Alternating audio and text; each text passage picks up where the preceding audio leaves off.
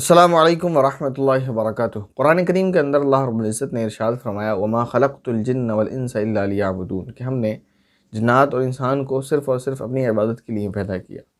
ये दौर जैसे जैसे आगे बढ़ रहा है, इस दौर में ये फ़ितनों का दौर है। आपने बड़ों से भी अपने सुना होगा, लोग कहते रहते हैं कि फ़ितनों का दौर है।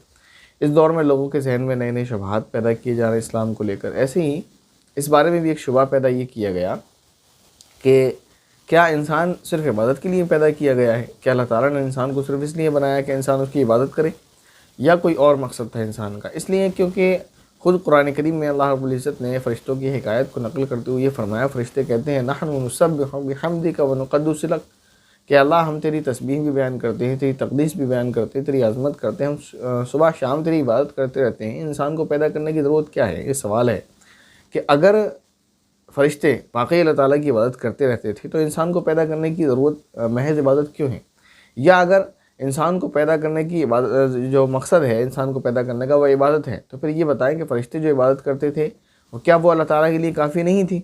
यानी इन दो बातों से ऐसा ये शुबा पैदा किया जाता है कि जब फ़रिश्ते इबादत करते थे, अल्लाह ताला की तो इबादत हो रही थी, तो इसका मतलब ये है कि एक नई मखलूक जो इंसान जो पैदा किया गया, ये इबादत के लिए नहीं पैदा किया गया, ये किसी और काम के लिए पैदा किया गया। ये शुबा है।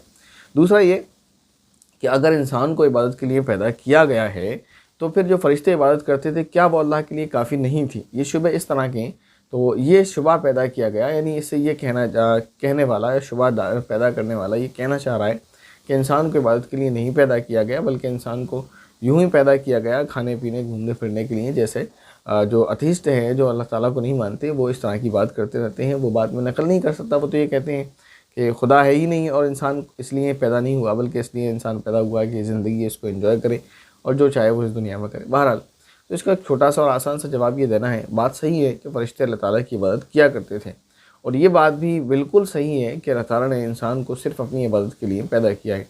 लेकिन इंसान को मना नहीं किया इस बात से कि वो दुनिया में तरक्की करे, कुछ भी करे, जो चाहे वो कर सकता है। जो वो बस वो नहीं करना उसे जो नाजायज़ हो, जो अल्लाह ताला ने मना किया। बाकी जो चाहे वो काम कर सकता है अपनी ज़िंदगी के लिए, अपनी तरक्यात के लिए, जो चाहे वो करे। लेकिन उसका असल मकसद जो है वो है इबादत। ऐसा ना करे कि दुनियावी झमेलों में पड़कर अपने मकसद को भूल जाए, मकसद को याद रखें। जैसे मैंने कभी एक मोबाइल वाला वाक़या सुनाया था कि मोबाइल के बनाने का मकसद क्या है और फिर उसमें नए नए फ़ीचर्स क्या हैं। ऐसे इंसान के लिए उसकी जो दुनियावी ज़रूरियात हैं या दुनिया में जो कुछ भी वो कर रहा है वो एज़ फ़ीचर्स हैं, और जो इबादत है वो उसका मेन मकसद है, वो उसे नहीं भूलना चाहिए। अब सवाल ये है कि जब फ़रिश्ते इबादत करते थे तो इंसान को इबादत ही के लिए क्यों चुना गया? इसका जवाब ये है कि फ़रिश्ते अगरचे इबादत करते थे और इबादत करते हैं, लेकिन उनकी इबादत की नौइयत अलग है। वो कैसे?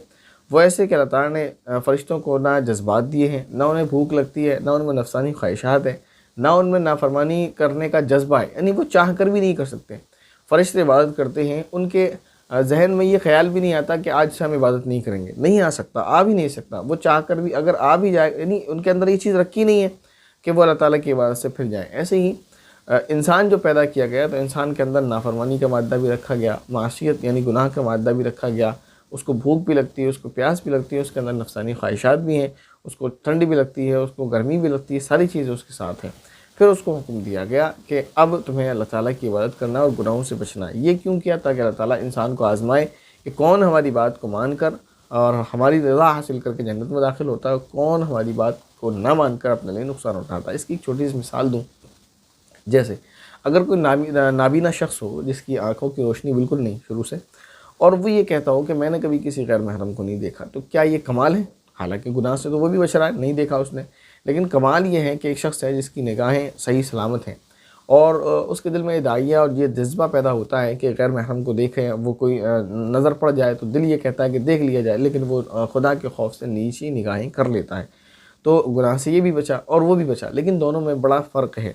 वो गुनाह से बचा जो नाबीना था, इसलिए क्योंकि उसको गुनाह करने का इख्तियार ही नहीं है, वो कर भी नहीं सकता, और ये गुनाह से बचा। और इसका कमाल ये है कि ये गुनाह कर सकता था, इसने नहीं किया, तो ये गुनाह से इसलिए बचा।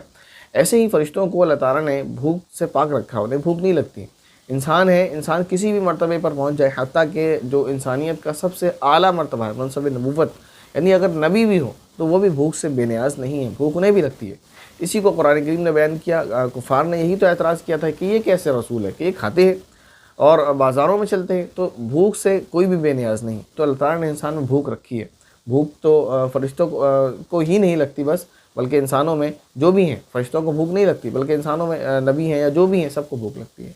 تو بھوک لگے گی، پھر اس کو حکم دیا جائے کہ روزہ رکھو، تب کمال ہے۔ فرشتوں کا اگر حکم دے دیا جاتا ہے کہ روزہ رکھو تو کیا کمال تھا، ان کو تو بھوک ہی نہیں لگتی۔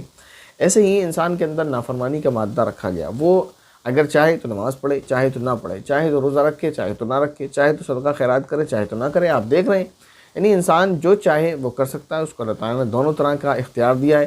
اگر کرنا چاہے گا کرے گا، نہیں کرنا چاہے گا تو نہیں کرے گا۔ اس کے بالمقابل فرشتوں کے اندر اللہ تعالیٰ نے معصیت اور گناہ اور نافرمانی کا مادہ ہی نہیں رکھا، وہ چاہ بھی نہیں سکتے۔ یہ کہا جائے کہ وہ چاہ کر نہیں کر سکتے، بلکہ اس کے اندر یہ چیز ہی نہیں ہے، وہ چاہ بھی نہیں سکتے کہ ہم گناہ کریں۔ تو انسانوں کی عبادت اور فرشتوں کی عبادت کی نوعیت الگ ہے۔ انسان کو پیدا اس لیے کیا گیا کہ اللہ تعالیٰ انسان کو آزمائے، انسان کے اندر ساری چیزیں رکھنے کے بعد کہ کون ہے جو اللہ تعالیٰ کی رضا حاصل کرنے کے لیے سیدھے راستے پر چلتا ہے، اور کون اللہ تعالیٰ کی نافرمانی کرتا ہے۔ تو یہ تھوڑا سا فرق ہے فرشتوں کی اور انسان کی عبادت میں۔ یاد رکھیں، انسان کی پیدائش کا مقصد یہی ہے کہ وہ اللہ تعالیٰ کی عبادت کرے۔ تو مقصد اپنا نہیں بھولنا چاہیے، باقی دنیا میں آپ کچھ بھی کرتے رہیں۔ مقصد اگر بھول گئے تو دنیا میں کچھ بھی کرتے رہیں پھر ناکام ہے۔ السلام علیکم ورحمۃ اللہ وبرکاتہ۔